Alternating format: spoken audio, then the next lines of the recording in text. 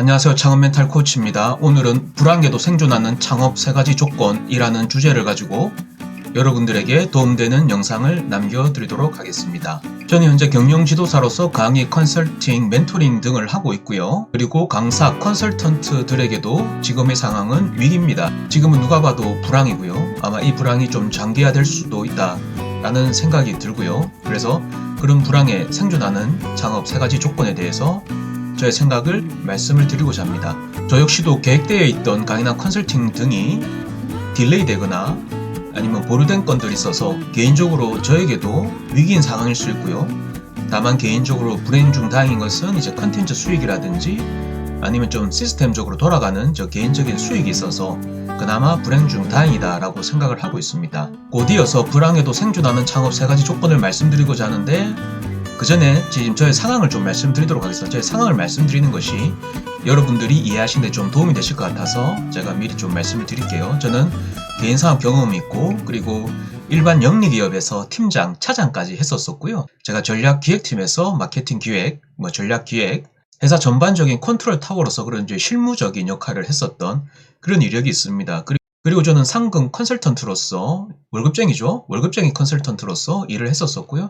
지금 이제 경영 지도사로서 제 일을 하고 있습니다. 제가 작년 말에 상금 컨설턴트로 퇴사를 하고 경영 지도사로 활동을 하고 있는데 올해 이제 좀 적극적으로 활동을 해보려고 하니 지금 이제 이러한 위기가 몰아치고 있는 그런 상황입니다. 개인적으로는. 자, 그래서 저는 이제 중견기업 차장일 때 저는 주말에 공부를 했었습니다. 주말에 무슨 공부를 했냐면 보시는 경영 지도사 공부를 했었었고요. 그래서 제 수험 기간은 한 7개월, 8개월 정도 됐던 것 같아요. 1차, 2차 다 해서 1차는 양성 과정이었기 때문에 손쉽게 패스를 했고 2차는 이제 마케팅 분야로 주말 위주로 해서 공부를 해서 아마 운 좋게도 동차에 합격했던 그런 이력을 가지고 있습니다.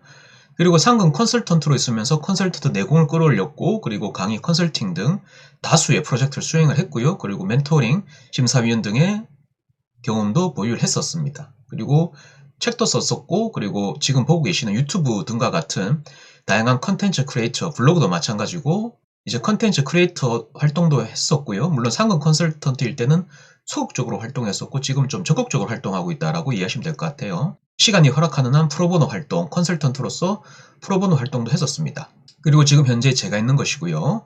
자, 그럼 본격적으로 불황에도 생존하는 창업 3가지 조건을 말씀드리고자 하는데 자, 첫 번째 고정 비용을 최소화해야 되겠죠. 너무나 당연한 얘기죠. 지금 이제 창업하다가 폐업하거나 망하는 거의 한 8, 90% 이유가 뭐냐면 고정 비용 때문에 망하거든요. 인건비라든지 아니면 각종 임차료라든지 설비 비용이라든지 고정 비용 때문에 망하는 경우의 수가 굉장히 많습니다. 그래서 이 고정 비용에 대한 세팅은 잘 나갈 때 기준, 사업이 호황일 때, 화랑일 때 기준이 아니라 좀 방어태세 보수적인 기준으로 가져갈 필요가 있지 않나라고 생각을 합니다. 특히 인건비도 그렇고요. 그래서 최소한의 고정 인력만 세팅을 하고 나머지는 좀 탄력적으로 가져가는 게 필요할 것 같습니다. 그래서 저 개인적으로는 경영 컨설턴트이다 보니 저 개인적으로는 들어가는 고정 비용이 거의 없습니다. 이 부분은 개인적으로 저는 다행이라고 생각을 하고 있고요. 제가 한 달에 100만 원을 벌건 1000만 원을 벌건 제가 들어가는 고정비는 거의 없고요. 다만 제 개인적 운영비를 조금 더 쓰냐 덜 쓰냐 그 문제입니다. 그래서 제가 이 컨설턴트 쪽에 시장을 진입한 것도 이 이유 때문에 그렇습니다. 이건 개인적인 고백이었고요. 그리고 두 번째 현금 회수, 즉 캐시 플로우에 대한 부분인데 현금이 나가고 들어오고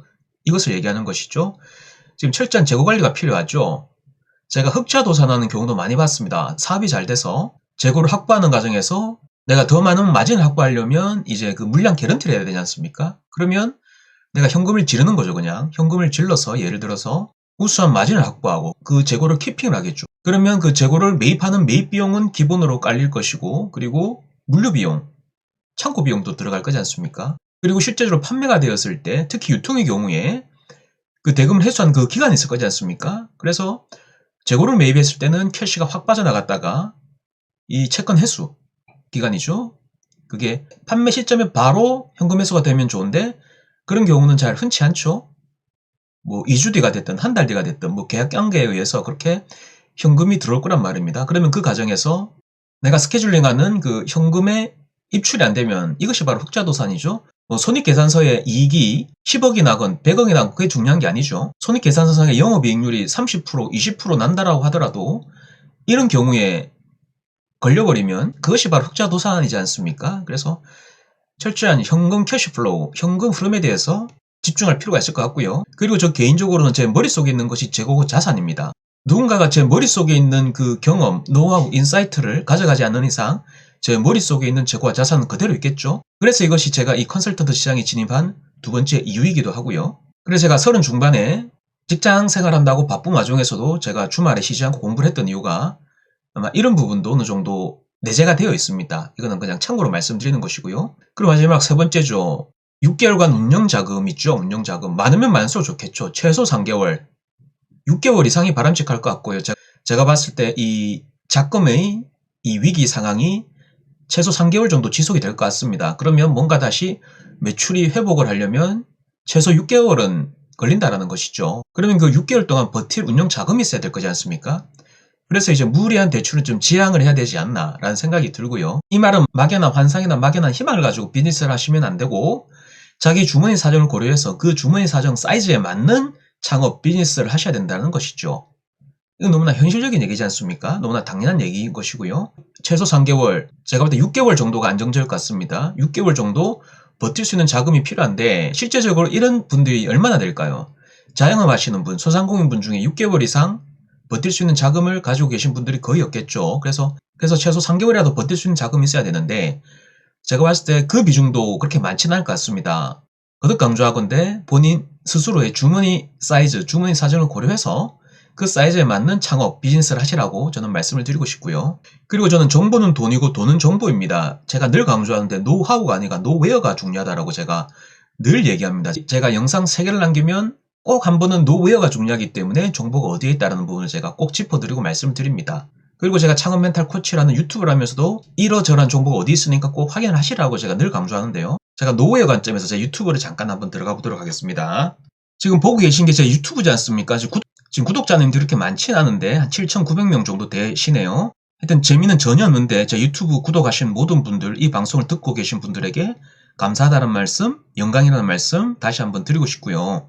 제가 무엇을 말씀드리고자 하냐면 이 재생 목록에 들어가 보시면 이런 식으로 전편 몰아보기, 창업 경영 지식 현장, 정부 지원 사업 계획서, 온라인 마케팅, 그리고 일상 나눔, 정책 자금, 스마트 라이프, 자기 경영, 부동산 현장 재테크에서 이렇게 다양한 정보를 안내를 하고 있습니다. 특히 여기 정책 자금 대출 보증 쪽에 보시면 관련된 긴급 자금이라든지 정보들을 제가 쭉 안내를 했습니다. 그래서 이런 내용을 쭉 보신다라고 하면 이 재생 목록에 들어가셔서 쭉 이어서 보시면 여러분들 비즈니스 하는데 많은 도움이 되실 거고요.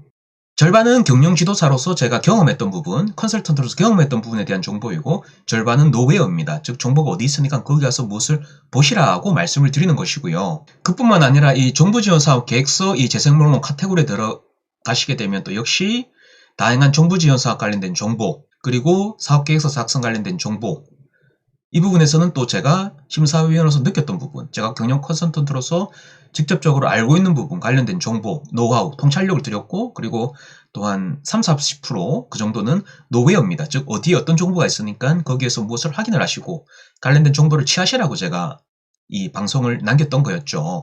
자, 그래서 제가 창업, 비즈니스, 사업과 관련된 도움되는 정보가 어디에 있다라는 부분은 제가 보여드린 유튜브에서 각 카테고리별로 잘 구분했기 때문에 혹시 노웨어, 즉 정보, 즉 돈이죠. 이 부분에 대해서 궁금하시다라고 하면 제가 잘 정리했던 그 재생 목록 카테고리, 정책자금이라든지 정부지원사업 쪽에서 관심을 가지고 보시면 아마도 도움되는 내용을 얻으실 수가 있을 것 같습니다. 오늘은 보시는 바와 같이 불황에도 생존하는 창업 3가지 조건에 대한 영상을 남겼습니다. 정리라면 고정비용을 최소화하자, 두 번째 현금 흐름에 주목하자, 그리고 세 번째 정보가 돈이다, 노하우보다 노웨어가 중요하다. 이 정도로 제가 일단은 말씀을 드렸고요. 앞으로 저는 여러분들이 문제 해결에 도움이 되는 영상을 꾸준히 남기도록 하겠습니다.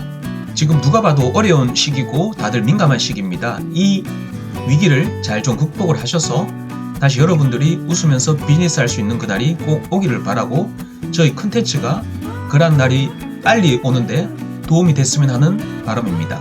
그런 마음으로 앞으로도 꾸준히 여러분들에게 도움되는 컨텐츠를 남기도록 하겠습니다. 지금까지 제 영상을 시청해주셔서 감사하고요. 앞으로 또 도움되는 내용으로 여러분들을 찾아뵙도록 하겠습니다. 감사합니다.